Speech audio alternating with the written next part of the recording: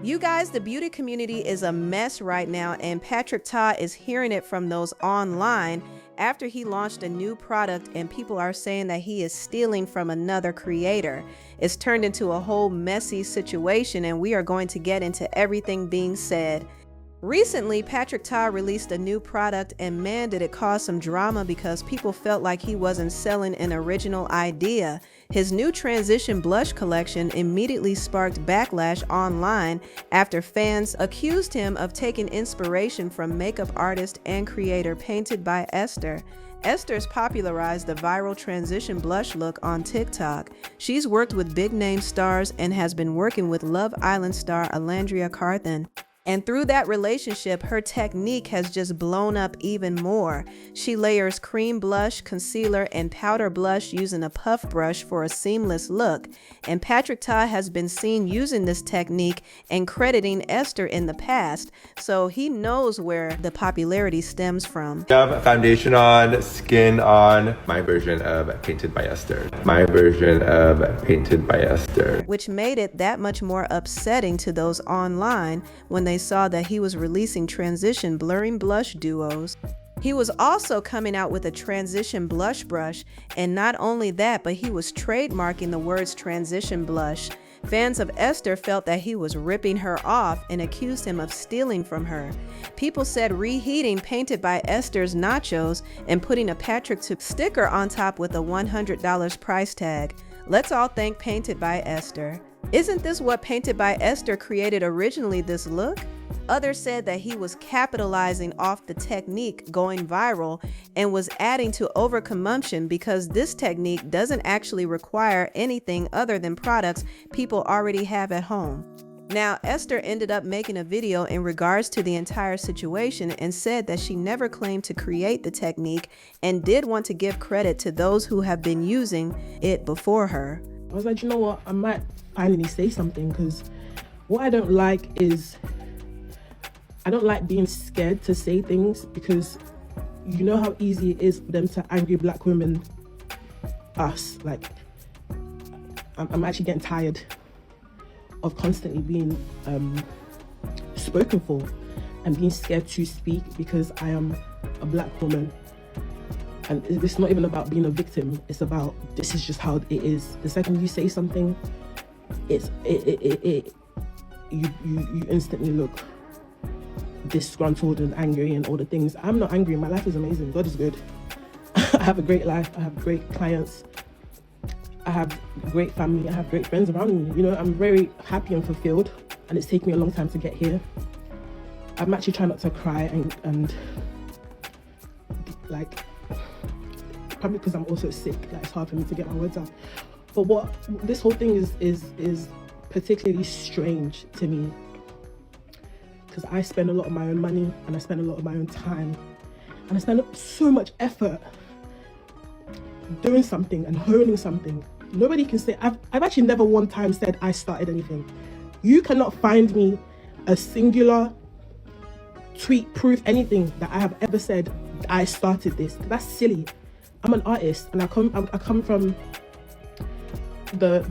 my goal is to constantly reference artists like Kevin Aquan and Danessa and Pat and how they move with grace and how they move with intention and intentionality. So when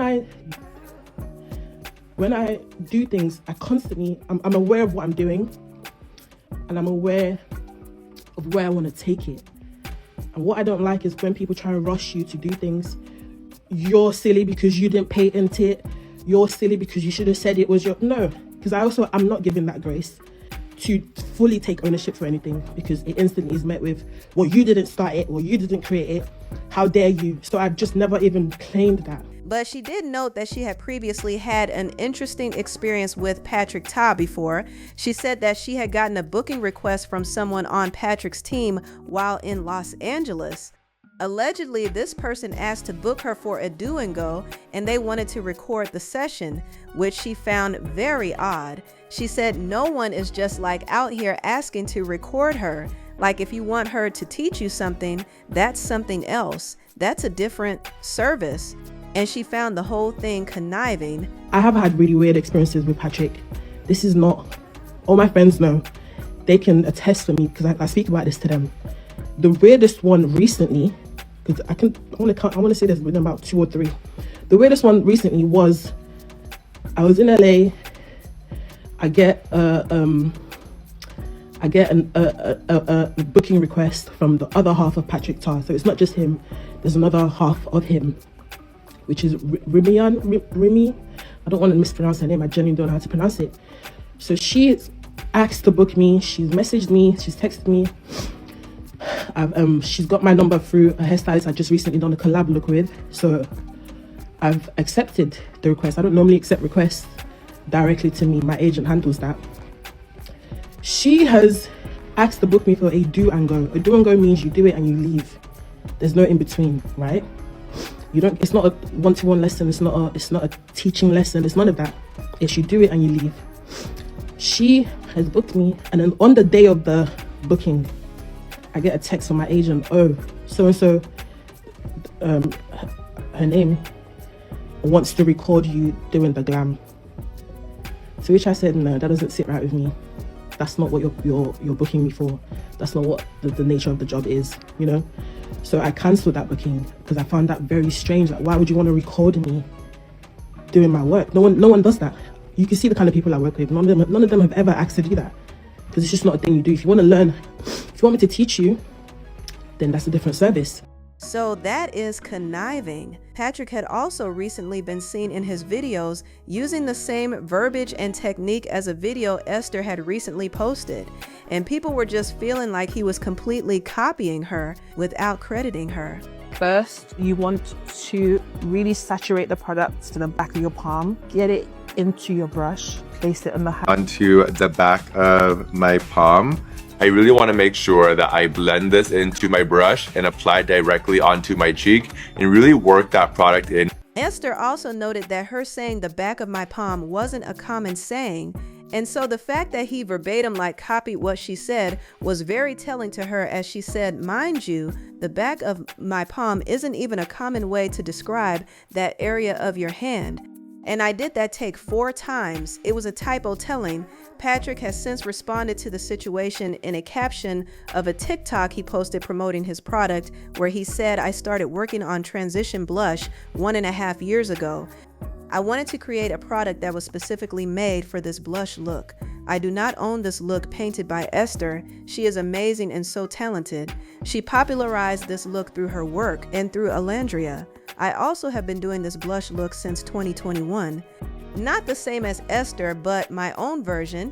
I'm a makeup artist. For context, I filmed this video on March 5th. I have nothing but love and respect for Esther. He then posted another video where he noted that other makeup artists have been using this technique for years. So I wanted to come on here and tell you guys how and why I made Transition Blush. So at the heart of this launch, it has always been about the technique. This is a technique that I love and that I've been using on my clients. And let me show you guys how these came to be. So many makeup artists, so many of my friends have been using this technique for years. Transition Blush started off as a cream and powder duo. These were the 4 that I was using in my makeup kit. These were always designed to be blended into your concealer. I'm going in with my concealer first, and then I'm gonna take my liquid Transition Blush. Placement for this is key. You don't wanna put it onto the apples of your cheeks. It's really meant to be blended into your concealer. So my technique was always blending my color correctors into my concealer to really create this color, but going to disperse this into my concealer. I took a lot of attributes that I loved from my concealer and I put those ingredients into my Transition Blush. I wanted all of the formulas to work well together because the under eyes, I wanted them to be light and bright. I realized that there was never actually a product for this step. We use so many different products in order to create this ombre effect underneath the eyes. Of course, you can do this at home with the products that you have, but these products that I designed are intentionally made for this. And people said other artists have been doing this for years. Let me trademark it. Painted by Esther. #painted by Esther. Isn't it pretty weird how your team asked Esther for a tutorial on her technique and yours was very similar to hers? The audacity. People were also coming at him saying that last August he was seen replying to somebody that said, I thought you did powder before cream when he was applying blush.